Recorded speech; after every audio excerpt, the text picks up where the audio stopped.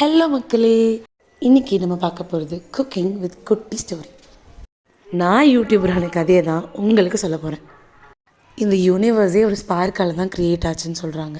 அதே மாதிரி ஒரு லிட்டில் ஸ்பார்க்கால் தான் என்னோடய யூடியூப் வீடியோவும் க்ரியேட் ஆச்சு. எனக்கு ரொம்ப நாளாகவே யூடியூப் ஓப்பன் பண்ணணுன்னு ரொம்ப ரொம்ப ஆசை. ஆனால் எனக்கு கரெக்டான டைம் கிடைக்காமலே இருந்தது. ஒரு நாள் நான் தனியாக இருக்கப்போ குக் பண்ணலான்னு ஆரம்பித்தேன். ஆலிவ் சாப் பண்ணிட்டு இருந்தப்போ அது யதார்த்தமாகவே ஹார்ட் ஷேப்பில் ஃபார்ம் ஆனது லோட் பண்ணல.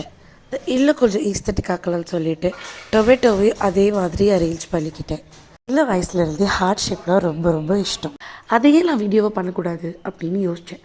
நான் சிங்கிள் ஹேண்டடாக குக் பண்ணிகிட்டே வீடியோ எடுக்க ஆரம்பித்தேன். அந்த வீடியோ தான் நீங்கள் பார்த்துட்ருக்கீங்க. ஃபர்ஸ்ட் நான் பாஸ்தாவை போட்டு வேக வச்சு எடுத்துக்கிட்டேன். அண்ட் அதுக்கப்புறம் சாப்ட் ஆனியன்ஸ், சாப் tomato and ginger and garlic போட்டு சாட் பண்ணி எடுத்துக்கிட்டேன். அண்ட் சாட் பண்ணது கிரைண்ட் பண்ணி எடுத்துகிட்டு அந்த மிக்சரோட நம்ம முன்னாடி வேக வச்ச பாஸ்தாவை ஆட் பண்ணி சாட் பண்ண ஆரம்பித்தேன்.